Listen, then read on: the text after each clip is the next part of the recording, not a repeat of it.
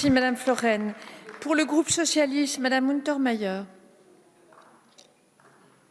Merci Madame la Présidente. Moi également, je tiens à remercier mon collègue François-Bruno Cornut-Gentille sur la qualité en fait de sa réflexion sur les institutions.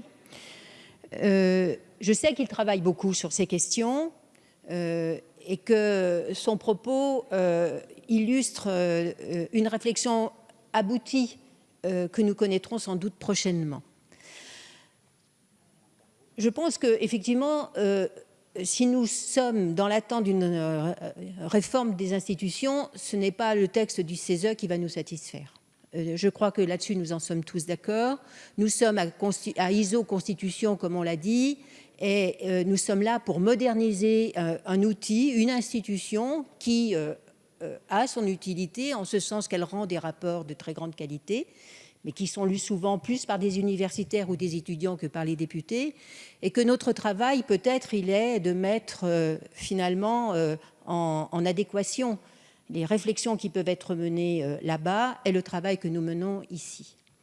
Ce que je trouve intéressant dans la réforme qui nous est proposée, c'est d'inscrire cette participation citoyenne à laquelle moi je tiens et à laquelle je travaille depuis 2012.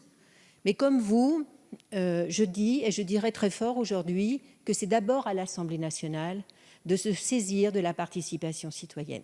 Et je pense que les citoyens qui nous écoutent ne pourraient pas comprendre que l'on mette dans un placard ou alors de côté, sur une étagère ou sur une institution voisine, la question de la participation citoyenne. C'est très bien que le CESE s'en saisisse, c'est très bien effectivement qu'il y ait ces modalités, mais il est pour autant tout à fait nécessaire de rappeler que le député qui est élu au suffrage universel et qui représente les citoyens ne peut pas donner la main à une autre institution.